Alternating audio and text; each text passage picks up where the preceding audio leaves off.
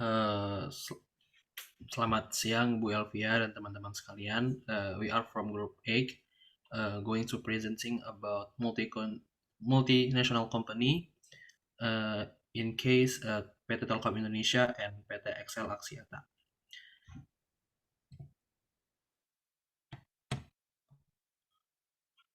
Our group consists of 3 members. Saya Arifin, and there are 2 my friends, Ruli and Ivan Bintang. Okay, first of all, let's we talk about company's background. PT Telkom Indonesia is a state-owned enterprise that engage in information and communication technology or ICT services and telecommunication network in Indonesia. Telkom majority shareholder is by Government of Republic Indonesia at 52.09%, while the remaining is controlled by the public. Telkom share are traded at Indonesian Stock Exchange with the code TLKM, and on the New York Stock Exchange with the code TLK. And then PT XL Axiata. PT XL Axiata is an Indonesian telecommunication company that provide cellular, mobile, and closed fixed network, internet telephone, and interconnection, data communication system, and e-money issuance services. The company operates and manages the business in a single segment, which provides a global system for communication or GSM and code division multiple access or CDMA services. XL Axiata Tower in Jakarta is the company headquarters. As on November 29 to 2023, the company had 2,046 full-time employee. And then the company share a trade Indonesian Stock Exchange with the code EXCL.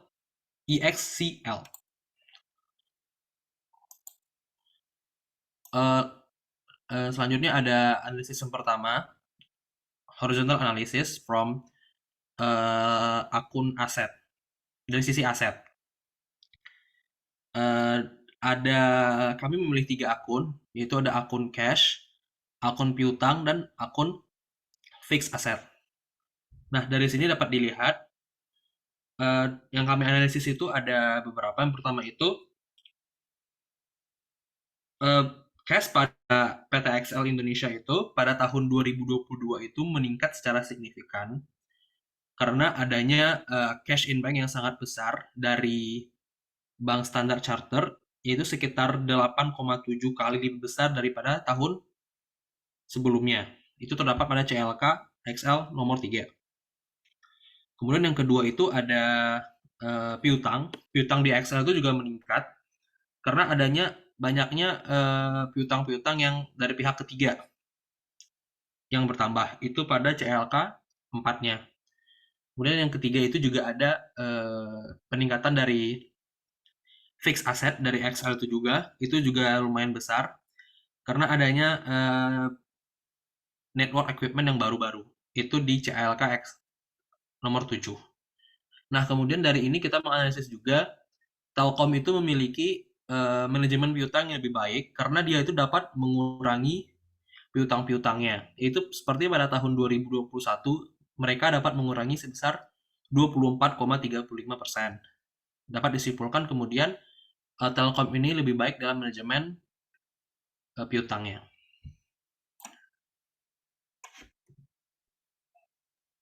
Oke, saya Bintang. Saya akan melanjutkan untuk masih di horizontal analysis, tapi kita pindah ke sisi payable dan equity.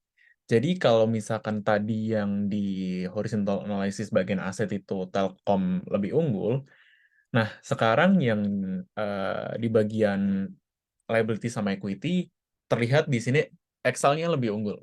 Soalnya yang pertama, untuk taxes payable itu Telkom jauh lebih baik sih daripada Excel karena dia eh, apa ya, growth dari 2021 ke 2022 itu jauh lebih baik atau jauh lebih kecil daripada yang Excel. Kalau yang di Telkom ini kan 36,94% atau bisa dibilang 37%. Kalau yang di Excel ini justru malah tinggi banget 131,11%. Dan ini mungkin kita bisa simpulin dari taxes payable ini kalau misalkan si Telkom ini dia punya tax planning dan tax management yang lebih baik gitu, karena dia bisa punya taxes payable yang jauh lebih dikit daripada punya Excel gitu. Nah, informasi juga untuk Excel ini yang kita masuk ke bagian analisis yang poin 1. Taxes payable Excel increasing in 2021 because of significant increase in PPh 23, pajak penghasilan pasal 23, dari 30.491 menjadi 58.330. Ini dari CLK Excel 28B. Nah, kemudian kenapa yang di Telkom ini tahun 2022 itu turun dari 2021-nya, kan pertumbuhannya turun tuh dari 44,6 jadi 36,94. Nah, itu karena adanya decreasing in VAT in parent and subsidiary and Article 21 in parent. Nah, ini tuh ada di CALK Telkom nomor 27. Nah, setelah dari taxes payable kita masuk ke long term loans. Di long term loans ini dia ada decrease of minus 66.31% in long term loans in 2022 is because of payment made sejumlah 4.740.000, ini miliar sebenarnya, in relation to credit facilities obtained from BCA, UOB Indonesia, BOC, and Permata Bank. Ini terdapat di CLK XL nomor 13. Dan kalau kita misalkan bandingkan dari sisi long term loans ini, Telkom sama Excel itu lebih bagus Excel, karena dari sisi Excel-nya dia kalau misalkan kita lihat dari tahun 2021 ke 2022 itu growth-nya turunnya jauh lebih banyak daripada yang Telkom. Yang Excel itu min 66, yang Telkom itu min 24. Nah, kemudian lanjut ke bawahnya lagi, itu ada unappropriate retained earnings. Di unappropriate retained earnings ini terlihat Excel ini lebih bagus, karena dia bisa membagikan unappropriate retained earnings di tahun 2020 ke 2021 itu dia bisa bertumbuh sebesar 16,17, ini lebih tinggi daripada Telkom. Dan kita bisa lihat dari analisisnya, cash dividend for Telkom di tahun 2021 itu amounting to 14,856 billion rupiah atau sejumlah Rp149 per share pursuant to the AGM as stated in Notarial Deed number 29 date Mei 27 2022. Ini CLK Telkom nomor 29. Nah, kemudian ini increasing unappropriate return earnings of Excel from 2020 ke 2021 itu dikarenakan increasing in comprehensive income yang sangat signifikan dari 345.000 menjadi 1.300.000. Ini naiknya tinggi banget. That's why unappropriate return earnings-nya itu naiknya juga tinggi gitu ya. Ini bisa kita lihat growth-nya ada 16,17%. Nah, selain itu, selain kita terdapat Excel itu terdapat increasing unappropriate return earnings, mereka juga ada increasing di return earnings yang udah ditentukan gitu. Atau return earnings appropriated from 1.000 menjadi 1.100. Ini ada di CLK Excel nomor 21. Boleh, next.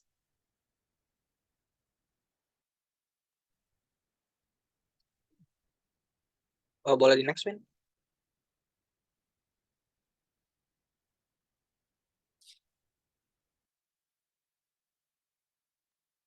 Oke, jadi kalau sebelumnya kita bahas horizontal statement dari balance sheet-nya, sekarang kita bakal ngebahas vertical analysis, tapi dari income statement. Nah, jadi di sini kita udah milih 3 akun yang cukup penting ya di income statement Telkomsel maupun XL. Nah, yang pertama itu kita lihat dulu dari beban interkoneksinya. Nah, kalau kita lihat dari angkanya, bisa kita lihat kalau Telkom dan XL itu sama-sama mengalami peningkatan. Nah, tapi kenaikan di XL ini jauh lebih signifikan. Nah, jadi buat yang belum tahu, beban interkoneksi ini adalah beban yang dikenakan dari hubungan antar jaringan. Nah, untuk Telkomsel ini, beban interkoneksi itu derive dari kerjasamanya dengan Indosat dan Aplikanusa untuk menyediakan layanan sirkuit. Nah, dari tahun 2021 ke 2022 itu, porsi beban interkoneksinya itu naik dari 3,62 ke 3,69. Nah, bisa kita lihat kalau dari kenaikan angka itu bisa dibilang nggak cukup signifikan ya. Oke, sementara untuk XL ini terdapat kenaikan dari angka 5,74% ke 9,87. Nah, tapi bedanya di Excel ini beban interkoneksi itu udah digabung sama biaya-biaya langsung lainnya. Nah, kalau kita cuma ngitung solely on biaya interkoneksinya XL itu cuma naik ke angka 1,71 ke 1,82%. Jadi pergerakannya ini memang nggak signifikan. Kenapa? Karena biasanya biaya interkoneksi ini udah ada ketentuannya oleh pemerintah. Jadi kemungkinan besar nggak akan ada pergerakan yang cukup signifikan. Oke, untuk beban yang kedua, di sini ada beban infrastruktur. Dari dari kedua perusahaan sendiri, itu juga tetap eh, dari Telkomsel sendiri itu mengalami penurunan sebesar kurang lebih 1%, dan juga di XL itu mengalami penurunan hingga 3%. Nah, jadi dari Telkomsel sendiri ini jumlah beban infrastruktur itu berada di angka 38 miliar di kedua tahun tersebut, tapi persentasenya berbeda. Kenapa? Karena terjadi peningkatan pendapatan yang dialami oleh Telkomsel. Jadi di sini kesimpulannya bisa kita tarik kalau Telkomsel itu lagi berjalan dengan baik karena dia mampu meningkatkan pendapatannya dengan menjual itu cukup signifikan 3% penurunannya, dan dari laporan keuangannya pun pendapatan juga naik, jadi dapat disimpulkan juga kalau XL itu lagi beroperasi dengan baik. Nah, jadi porsi dari beban infrastrukturnya ini yang menurun cukup signifikan di laporan XL itu adalah berasal dari penurunan biaya sewa dan perbaikan. Oke, kita lanjut. Yang ketiga itu ada net income. Bisa kita lihat juga dari 2021 ke 2022 itu Telkom dan XL mengalami penurunan.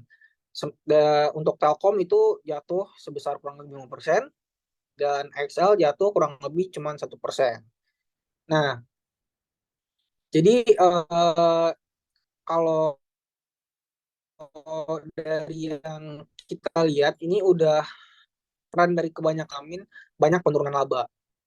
Nah, jadi net income untuk Telkomsel yang jatuh kurang lebih 5% ini mainly disebabkan oleh adanya beban yang belum direalisasi Telkomsel atas investasinya pada nilai wajar yang dilakukan pada Goto.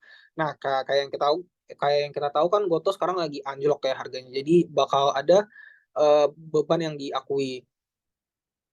Sementara untuk XL itu sebenarnya nggak beda jauh. Itu jatuhnya itu ada di beban infrastruktur tadi.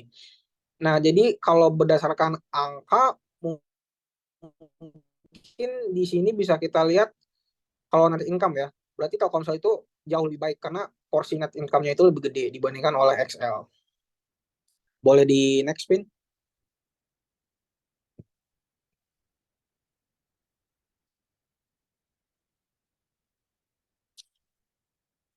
Oke, sekarang kita masuk ke liquidity ratio. Nah, jadi liquidity ratio ini apa?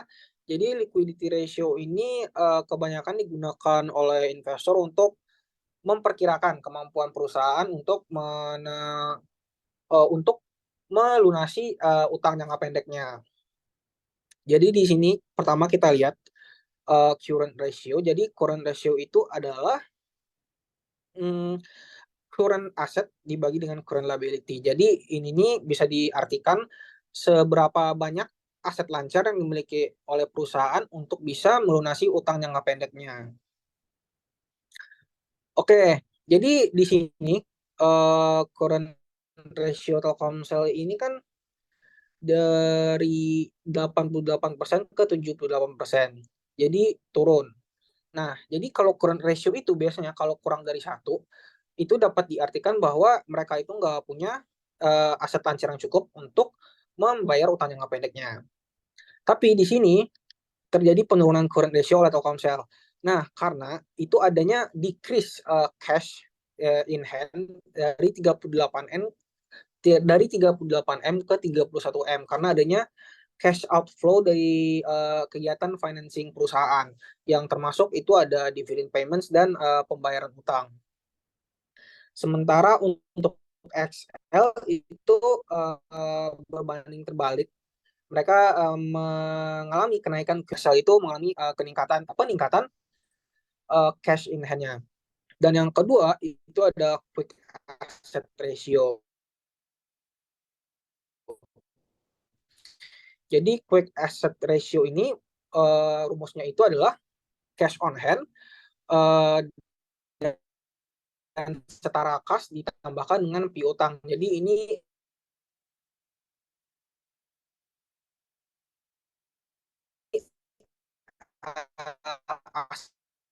aset yang paling liquid dibagi dengan current liability atau utang lancarnya.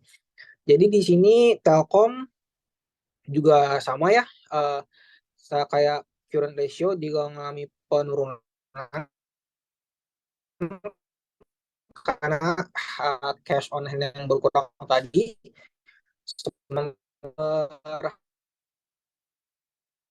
hasil meningkatkan cash dan juga untuk cash flow ratio itu rumusnya itu ada cash ditambah dengan short term marketable investment dibagi current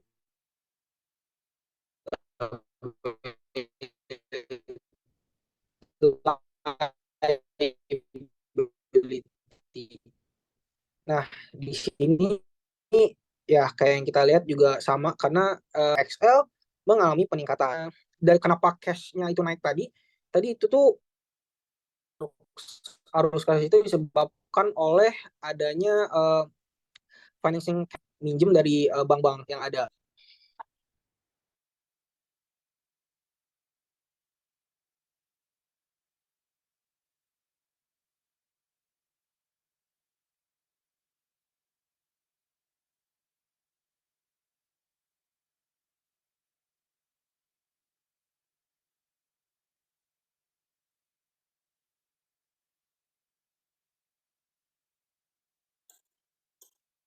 Oke, selanjutnya ada asset efficiency ratio. Dalam hal ini, untuk mengukur analisis ini kita tuh mengukurnya dengan menghitung dari cash cycle dari masing-masing perusahaan.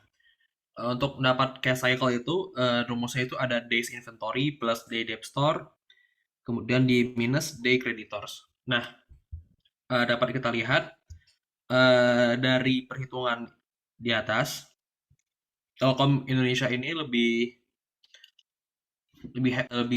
better dalam managing asetnya karena Telkom memiliki cash cycle yang lebih kecil, yang artinya semakin cepat si Telkom ini menghasilkan cash-nya.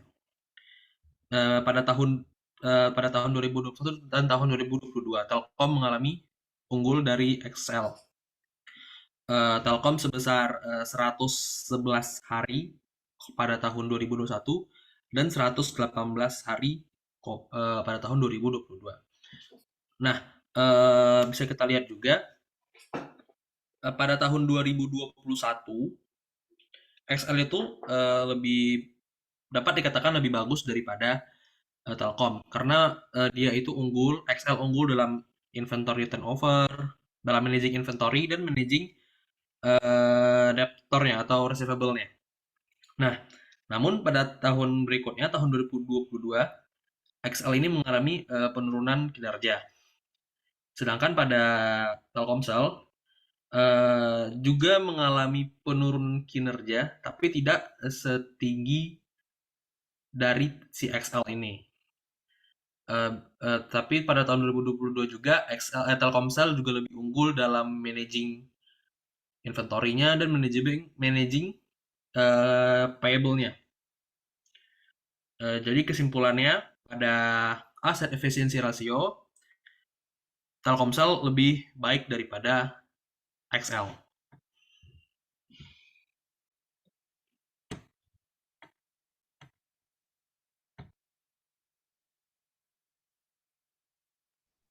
Oke, sekarang kita masuk ke profitability ratio. Jadi ini adalah rasio yang mengukur seberapa bisa sih perusahaan itu ngasilin keuntungan. Nah, jadi di sini untuk yang rasio pertama itu ada return on equity. Jadi ini ngukur gimana atau seberapa baik perusahaan untuk mengutilisasi ekuitas yang ia punya untuk ngedapetin keuntungan. Nah, jadi di sini kalau kita lihat dari 2021 ke 2022, karena penurunan net income yang udah gua jelasin tadi, jadi di sini udah masuk akal ya kalau return on equity-nya itu turun. Jadi dari 25,5 jadi 18,79. Hal yang sama juga dialami oleh Excel dari 6,57 jadi 4,9. Nah, untuk yang return on asset itu lebih ke mengukur gimana perusahaan uh, mengutilisasi asetnya untuk ngehasilin net income. Nah, jadi di Telkom dan Excel pergerakannya juga sama ya.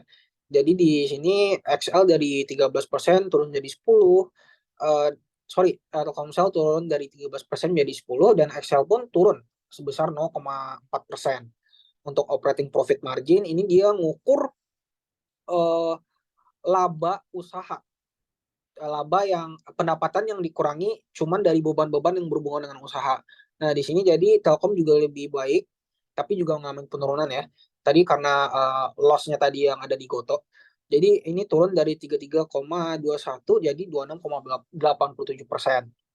Sementara Excel turun dari 14,91 jadi 13,78. Nah, untuk net profit margin sendiri ini nih sama ya kayak yang di apa tadi di vertical analysis tadi juga ngalamin penurunan kedua-duanya. Nah, jadi kalau kita lihat dari performa ya, kalau dari gede angkanya itu udah jelas karena Telkom itu memiliki rasio-rasio yang lebih besar dari karena mungkin itu dipengaruhi juga karena Telkomsel yang udah lebih established ya di Indonesia. Nah, jadi polanya itu kenapa kedua perusahaan ini mengalami profitabilitas itu karena yang kita lihat dari laporan keuangannya itu ada dan juga adanya forex loss atau foreign exchange loss.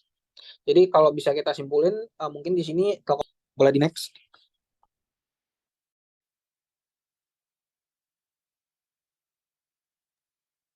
Oke, sekarang saya lanjut ke capital structure ratio. Jadi capital structure ratio ini sebenarnya simpelnya adalah kita tuh ngelihat seberapa gede sih proporsi utang atau equity dalam capital satu perusahaan gitu.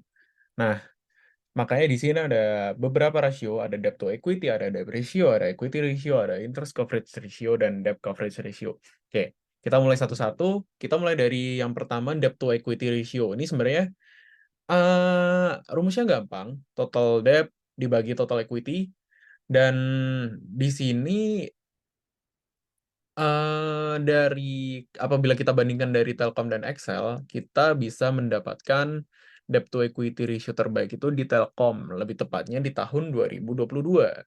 Nah, kenapa kayak gitu? Soalnya debt to equity Telkom itu eee, ada di bawah 1 di tahun 2022 ya. itu di 0,84. Ini berarti proporsi debt-nya itu ya 80% dari total capitalnya gitulah. Kurang lebih seperti itu. Dan apabila kita bandingin dengan Excel, Excel ini malah justru debt to equity ratio-nya 2 dari yang tahun 2021, 2022 itu tetap yang kedua, meskipun dari 2021 ke 2022 itu ada decreasing dari 2,62 ke 2,39, tapi ini tetap angkanya gede. Nah, kemudian kita masuk ke debt ratio. Debt ratio ini, oh ya, sebentar. Kita lanjut dulu ke debt to equity ratio. Kita masuk ke bagian analisis yang di bawah. Nah, dari debt to equity ratio dari Excel itu 2,62 karena ada significant increase in trade payables from interconnection and telecommunication service payable dari 45.531 menjadi 122.657. Ini increase yang gede banget. Nah, kemudian ada increasing juga di purchase of fixed asset and operational expenditure dari 6.952 ya, ini bisa dianggap 7 juta lah ya. Jadi 10 juta ini lumayan signifikan gitu. Ini ada di CLK Excel bagian nomor ke-10 gitu. Nah, kemudian lanjut lagi, decrease in DER atau debt to equity ratio untuk Telkom dari 0,91 di tahun 2021 menjadi 0,84 di tahun 2022 itu karena adanya decreasing outstanding borrowings from PT Sarana Multi Infrastruktur dari 2, 2.609 menjadi 1.325. Ini increasing yang lumayan decreasing yang lumayan signifikan juga. That's why the debt ratio is also decreasing. Nah, kemudian kita masuk ke debt ratio sama equity ratio dari dua perusahaan ini tuh sebenarnya lebih bagus Telkom. Yang tadi kalau misalkan kita lihat dari debt to equity ratio juga lebih bagus Telkom. Dari debt ratio sama equity ratio ini juga lebih bagus Telkom. Karena dia punya apa ya, istilahnya punya balance lah antara debt sama equity untuk finance its asset gitu. Nah, kemudian lanjut lagi ke interest coverage ratio. Interest coverage ratio ini dia rumusnya adalah EBIT per interest expense, dan ini tuh sebenarnya apa ya istilahnya menjelaskan tentang seberapa bisa sih perusahaan itu membayar interestnya hanya dari EBIT-nya gitu ya. Nah, eh, kita masuk ke analisisnya. But when it comes to interest coverage ratio, Telkom performs much better than Excel because of high interest coverage ratio up to 10 di tahun 2021 itu. So Telkom have higher capability to cover its interest expense by their EBIT. Telkom have high interest coverage ratio in 2021 because of big increase in unrealized loss or gain on changes in fair value of investment dari 129 ke 3.432. Ini increasing yang gede banget. That comes from investment in equity with profit or loss measurement. Nah, ini ada di CLK Telkom nomor ke-10. Nah, oleh karena itu dari rasio-rasio ini kita bisa simpulin bahwa Telkom itu lebih bagus lah daripada Excel gitu. Boleh next. Nah, kita masuk ke sustainability analysis. Jadi ini sebenarnya kami cuma menganalisis dari emisi gas rumah kaca yang dihasilkan. Nah, emisi gas rumah kaca ini dari Telkom dulu ya. Ini dari Telkom. Dia punya emisi gas rumah kaca itu sorry. Wait.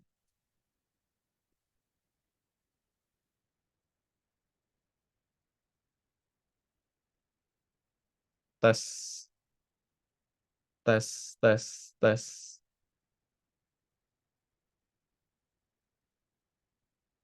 tes.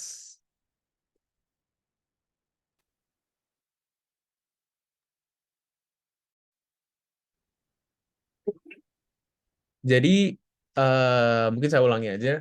Jadi ini kita masuk ke bagian sustainability analysis untuk Telkom dan Excel. Ini kita masuk ke Telkom dulu. Sebenarnya untuk sustainability analysis ini kami cuma pakai yang emisi gas rumah kaca yang dihasilkan. Nah, jadi emisi gas rumah kaca ini ada dari dua, kalau misalkan kita lihat dari dua sustainability report Telkom dan Excel ini, ada dari konsumsi listrik sama BBM. Nah, untuk uraiannya sendiri untuk konsumsi BBM itu di Telkom dia itu dari 2021 ke 2022 itu ada increasing, dan untuk konsumsi listriknya juga sama, ada increasing juga. Kalau misal kita lihat dari tabel total emisi yang dihasilkan yang atas itu secara total emisi juga dari Telkom ini naik dari 2021 ke 2022 gitu. Boleh next. Nah, ini untuk Excel. Jadi Excel ini sebenarnya dia lebih simple, dia nggak terlalu detail ngejelasinnya di dalam sustainability report-nya. Jadi dia tuh sama, ada increasing juga dari total emisi dari scope 1, scope 2. Scope 1 itu nanti ada penjelasannya di belakang, setelah ini slide-nya ada. Jadi dia dari total emisi ini dia juga naik dari 627 jadi 654, dan ini juga di bawah itu ada tabel konsumsi energi di dalam perusahaan. Itu ada konsumsi energi yang dari tidak terbarukan, dari listrik, dari bensin atau pertalite, itu dari solar juga yang ya nggak ramah lingkungan lah, kurang lebih seperti itu. Dan ini terjadi kenaikan dari tahun 2021 ke 2022 dari 2.997 jadi 3.105 gitu. Boleh next. Nah, ini ada analisisnya dari tabel-tabel yang tadi. Jadi pertama-tama in konteks scope 1 itu artinya adalah emisi yang ditimbulkan directly from the company, kayak fuel consumption. Makanya tadi ada konsumsi solar, ada konsumsi bensin gitu ya. Nah, scope 2 ini adalah emisi yang indirect dari company, yang biasanya itu kayak dibeli dari satu perusahaan terus dipakai sama si company, kayak misalkan electricity, steam, heat, or cooling gitu ya. Nah, di Telkom, higher emission from 1.740 menjadi 1.852 itu berasal dari increasing energy consumption on BTS, tower BTS itu ya maksudnya. Terus building operational and fuel consumption of BTS. This increase are caused by increasing the number of BTS. Jadi dia memperbanyak lah istilahnya tower BTS ini untuk Telkomsel gitu. Untuk cellular network expansion and increasing company operational activities offline in the office. Nah, jadi mungkin ya karena udah dampak pandemi juga balik jadi offline lagi, dan mungkin ada penambahan aktivitas di dalam company, makanya terjadi peningkatan nih aktivitas dalam company gitu. Nah, kemudian ada fuel consumption di Telkom itu increasing because of operational for BTS, STO, data center, and vehicle.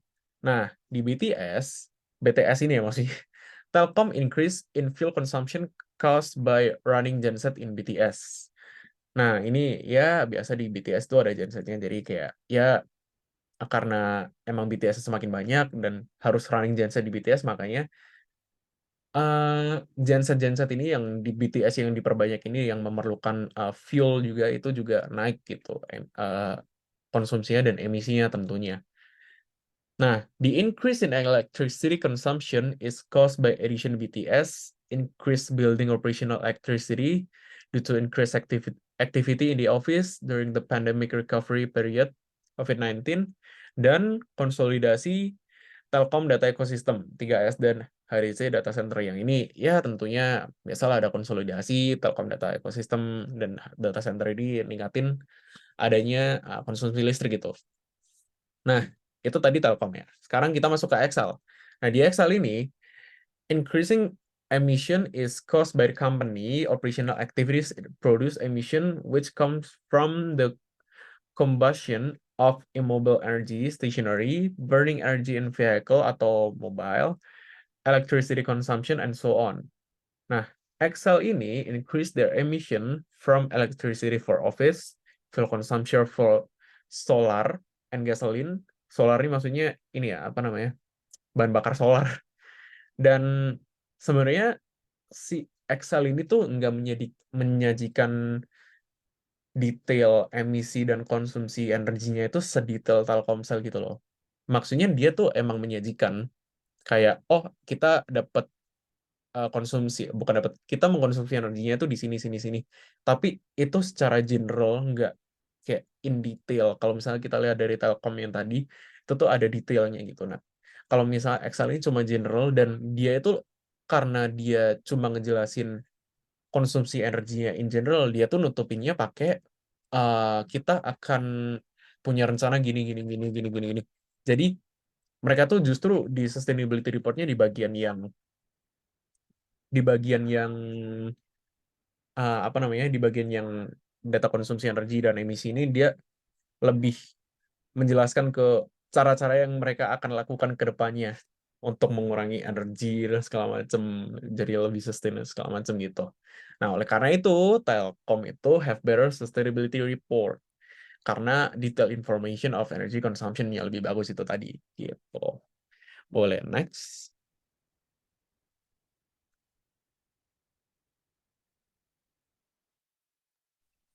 Oke, jadi karena kayak yang kita tahu kita lagi ngebahas multinational corporation, jadi kita itu juga bakal bahas nih, ada nih foreign currency translation dari Telkomsel dan XL.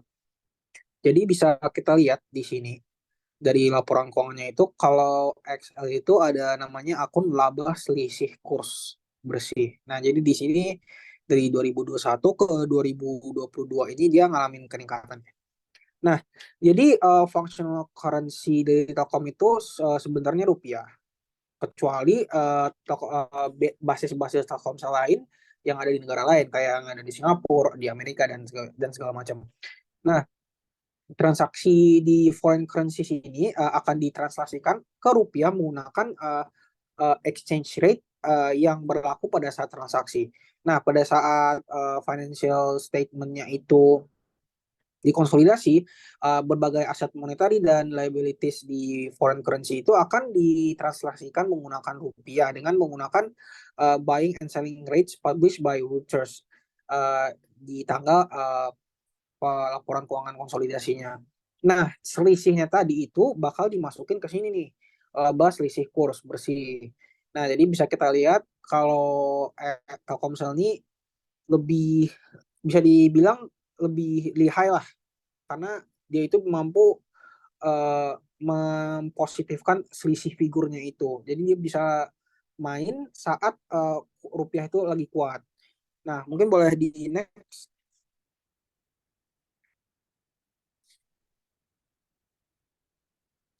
Nah, untuk yang XL di sini nih, bisa kita lihat kalau, waduh, ini dari positif langsung ke negatif 61.000 atau 61 M.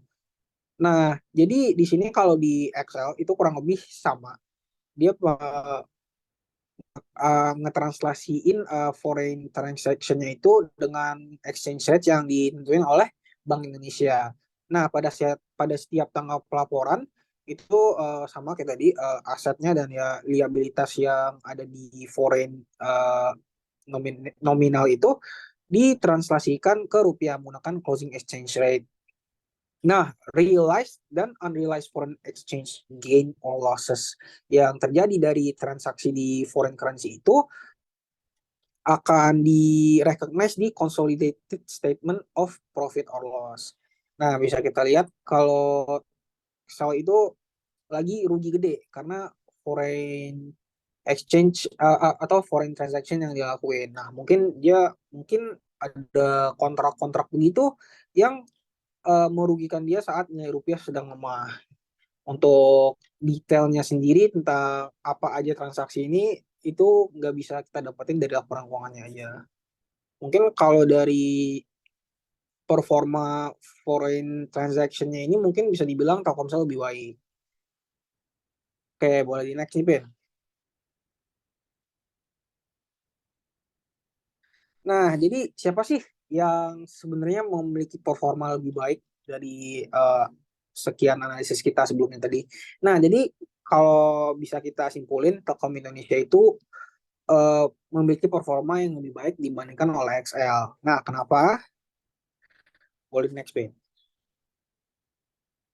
Nah, di sini bisa kita lihat nih, kalau dari horizontal analysis sampai sustainability reportingnya, itu Telkomsel itu lebih baik dibandingkan XL. Nah, untuk di horizontal bisa kita lihat ya bisa dibilang imbang lah. Tapi untuk di bagian-bagian lain dari vertical analysis, liquidity sampai sustainability reportingnya itu Telkomsel lebih baik. Jadi bisa kita simpulkan kalau Telkomsel memiliki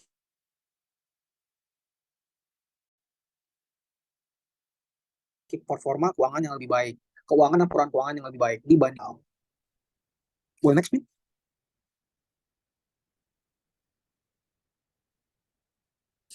Nah, ini ada beberapa list of references yang kita gunakan. Ya, boleh lanjut aja, Bin.